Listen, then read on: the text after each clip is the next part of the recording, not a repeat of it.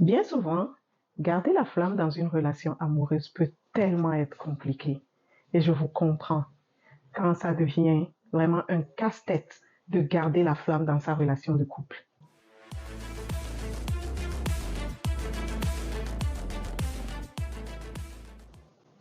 Vous savez, les relations amoureuses sont reconnues pour être des plus compliquées des relations.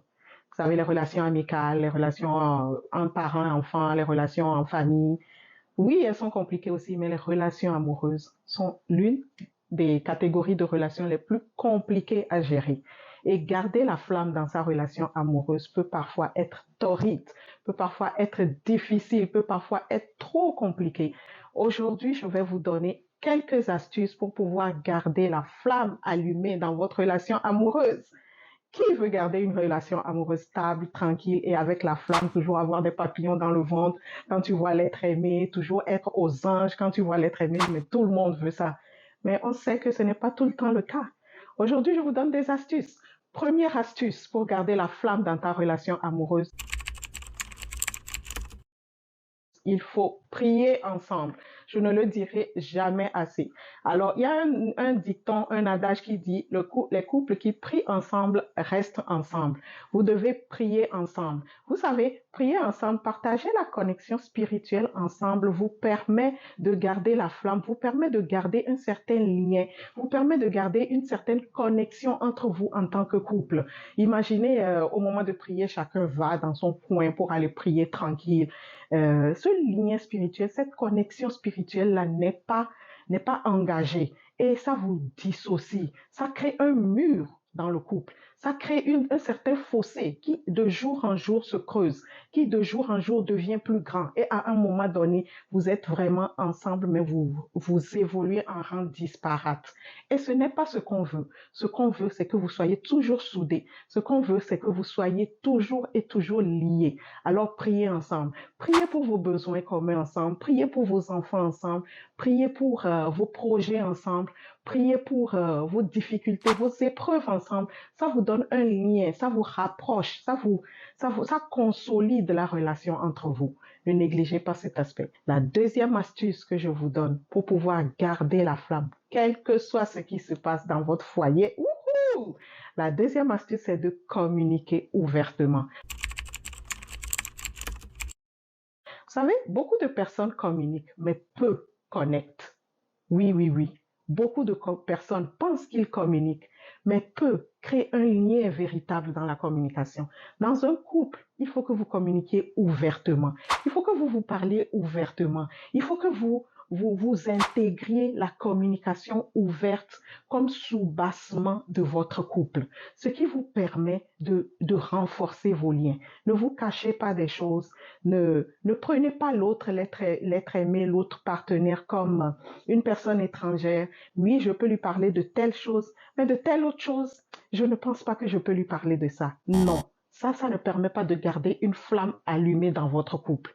Plutôt, communiquez ouvertement. Donnez-vous la chance de pouvoir vous parler librement, de pouvoir parler des choses que vous ne pourriez pas parler avec d'autres personnes. Vraiment, le couple, la relation de couple doit être un cadre dans lequel vous pouvez vous parler, vous pouvez vous dire des choses, vous pouvez communiquer, vous pouvez être vous-même. Ne soyez pas faux, ne soyez pas déguisé, ne soyez pas dans quelque chose d'abstrait, mais soyez concret dans ce que vous faites. Soyez concret dans vos communications et surtout, surtout, connectez quand vous communiquez. Connectez votre âme quand vous communiquez, même si c'est pour des choses banales. Exemple, vous voulez parler de l'avenir d'un de vos enfants ou de l'école qu'il va fréquenter. Créez un cadre dans lequel vous pouvez vous dire vos objections mutuellement et en parler librement sans que l'autre ne soit frustré, sans que l'autre ne pense que son autorité est en train d'être bafouée, sans que l'autre ne pense euh, qu'on est en train de le juger, sans préjugés, sans on-dit, sans des non-dits. Il faut que vous puissiez mettre tout sujet sur la table et en communiquer ouvertement. Maintenant, si vous n'arrivez pas à le faire, il faut commencer graduellement. Ne vous dites pas qu'un coup et puis ça va arriver. Non, Il faut vraiment commencer graduellement, commencer par des sujets un peu moins profonds et au fur et à mesure, vous accentuez les sujets plus profonds. Ça va vous permettre à un moment donné d'être à l'aise pour communiquer ouvertement. Le troisième conseil que je vais vous donner, pour pouvoir garder la flamme allumée et qu'elle ne soit jamais éteinte dans votre relation amoureuse, tenez-vous bien. J'espère que vous notez parce que ce troisième conseil est des plus importants. Alors, ce troisième conseil, n'ayez pas des relations sexuelles. What? Mais plutôt, faites l'amour. Il y a une très grande différence entre avoir des relations sexuelles et faire l'amour. Et dans un couple, il faut prioriser l'amour. Il faut faire l'amour. Maintenant, si vous voulez savoir, avoir des astuces pour faire l'amour au lieu d'avoir des relations sexuelles, écrivez-moi le lien dans les commentaires et je vais vous donner toutes les astuces que vous voulez. Oui, parce que faire l'amour est très différent d'avoir des relations sexuelles dans un couple. Faire l'amour, c'est connecter avec l'être aimé. C'est connecter physiquement avec l'être aimé. C'est connecter vos âmes ensemble. Et les relations sexuelles dans le mariage ou bien dans le couple, c'est quelque chose qui est institué par Dieu. C'est une bonne chose. C'est une chose qui ne doit pas être tabou, mais il faut les faire dans les règles de l'art. Il ne faut pas le bafouer. Homme, toi qui m'écoutes, fais l'amour à ta femme. Femme, fais l'amour avec ton mari et ne refuse pas. Et vous allez voir, ça crée un lien indescriptible. Ça résout beaucoup de conflits. Ça crée un lien de l'âme à l'âme. Et ça permet de garder la flamme dans votre couple à jamais. La quatrième astuce que je vous donne pour pouvoir garder la flamme allumée, toujours allumée, qu'elle ne soit pas éteinte dans votre couple, c'est qu'il faut surmonter vos difficultés ensemble. Vous savez, souvent quand les épreuves viennent dans les couples, les partenaires ont tendance chacun à aller de son côté, ou bien la vraie personnalité de chacun commence par se faire voir quand on traverse des épreuves.